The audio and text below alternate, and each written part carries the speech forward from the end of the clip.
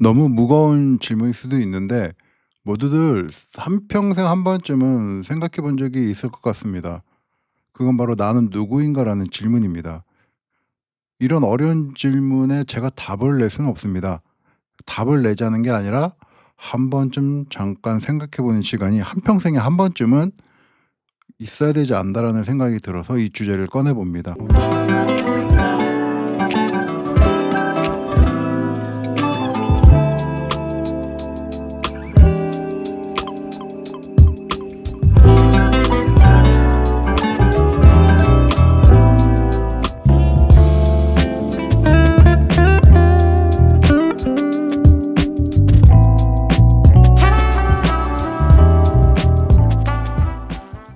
나는 누구일까?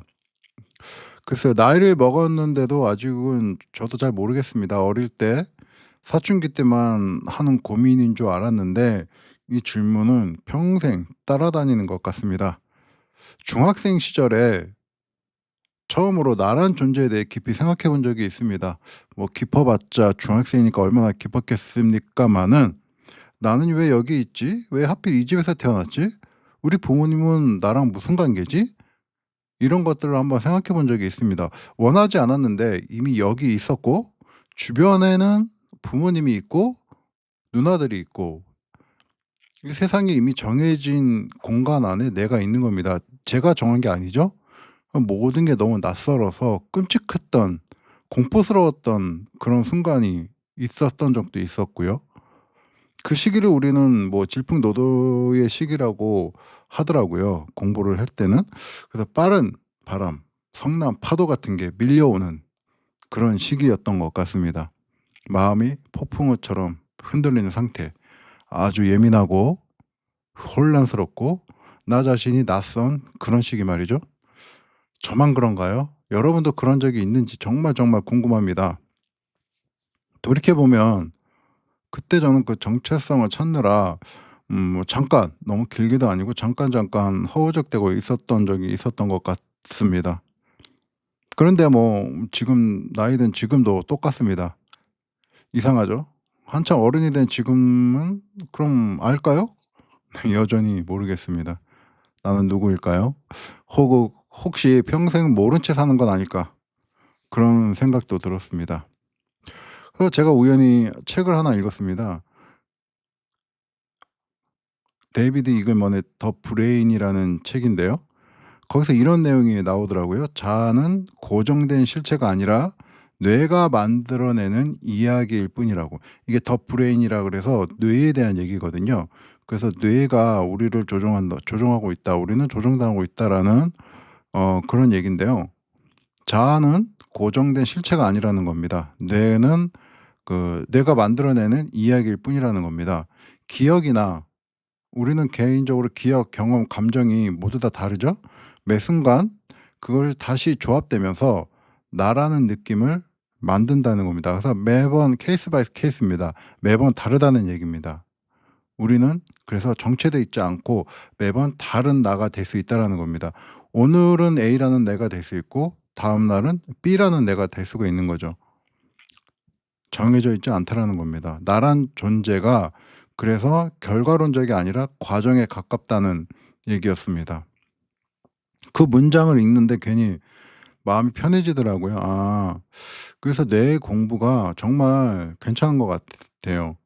뇌는 과학적인 거지만은 이 뇌라는 게 우리를 조종하고 있지 않습니까? 우리가 갖고 있는 경험과 지식과 이런 것들을 총합해서 우리가 결론을 내려서 거기에 대해서 우리가 행동하는 거잖아요. 그렇기 때문에 이 뇌를 알면은 우리나 나에 대해서 가장 가깝게 잘 알 수 있는 그런 것 같습니다. 그러면 지금의 나는 어떨까요? 어제의 나와 오늘의 나는 다르다고 그랬죠, 아까? 그리고 10년 전의 나와 지금의 나는 완전히 다른 사람이라고 정의를 내리고 있습니다. 그런데 어떻게 하나의 진짜 나를 찾을 수가 있을까요? 네, 그거는 이 책에서는 불가능하다고 생각을 하고 있고요. 저도 마찬가지로 불가능하다고 생각하고 있습니다. 그래서 나는 누구인가를 풀려고 애쓰기보다는 오늘 하루 그냥 조금 더 예민하고 조금 더 건강하게 조금 더 나답게 너무 깊이 생각하지 말고 그렇게 사고하고 생각하면은 충분하다고 저는 생각을 합니다. 요즘 괜히 예민하고 나 자신이 낯설다면 그거는 이상한 게 아닙니다. 그냥 또 다른 계절을 지나가는 그런 중일 수가 있습니다. 우리는 평생 조금씩 변하니까요. 아까 제가 언급했던 데이비드 이글먼의 더 브레인이란 책이 있는데요. 그거를 저도 아직 읽고 있는 중인데 거기 목차 중에 제 1 장이 뭐냐면 '나는 누구일까?'라는 목차가 나옵니다. '나는 누구일까?'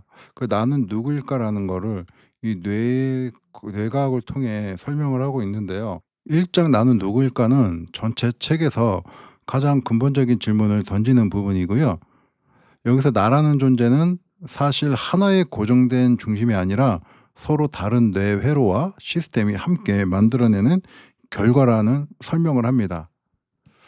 좀 어렵죠. 그래서 저도 어려워서 한번 여기저기 한번 쉽게 찾아봤는데요. 쉽게 얘기하자면은 '나는 딱 하나로 정해진 사람이 아니다.'라는 겁니다.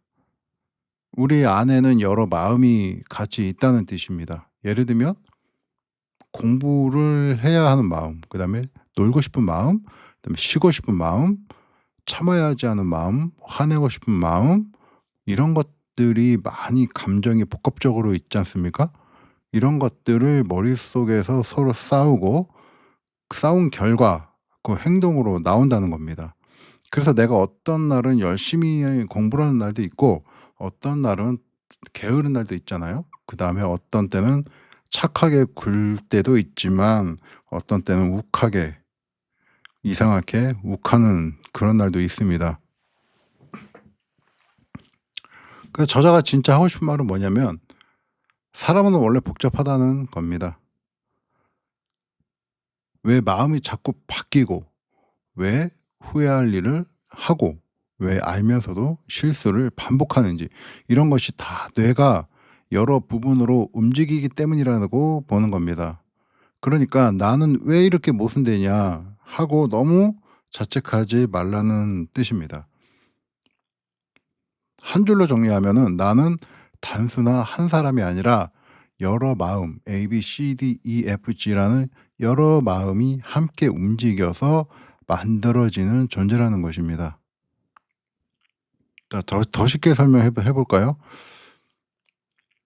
내 안에는 한 사람만 있는 게 아니라 여러 마음이 같이 산다는 겁니다.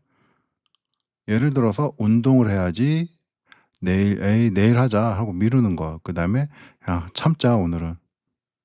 그다음에 "아 몰라. 그냥 하자." 뭐 이런 여러 가지 마음이 있는데 저자는 이런 여러 마음이 서로 싸우고 그중에 이긴 쪽이 행동으로 나온다는 겁니다.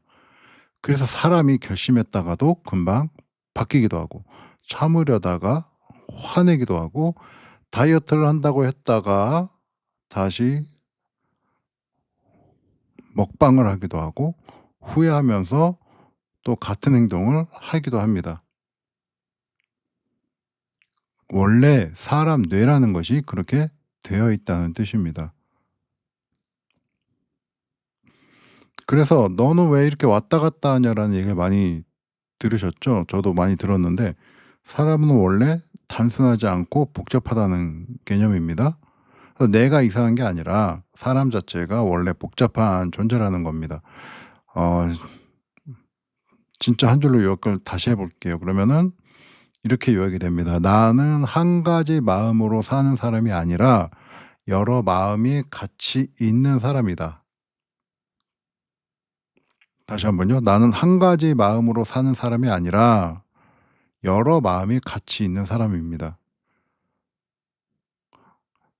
비유를 하자면 내 머릿속에 작은 사람 몇 명이 같이 사는 느낌, 그렇게 생각하면 쉬울 것 같습니다. 네, 이 책은 좀 약간 추상적이고 뭐 예를 들긴 했고 실험에 대한 결과도 많이 예를 들긴 했는데 이거를 실생활에서 이렇게 쉽게 설명하자면은 이런 얘기를 하는 것 같습니다. 1장에 대한 얘기였고요. 내용이 조금 어려워서 저도 여기에 대해서만 오늘 좀 해석을 하고 다음에 또 기회 있으면은 이 책에 대해서 다시 한번 언급하도록 하겠습니다. 여러분 구독과 댓글 달아주시고요. 좋아요 한번 더 눌러주시면 감사하겠습니다.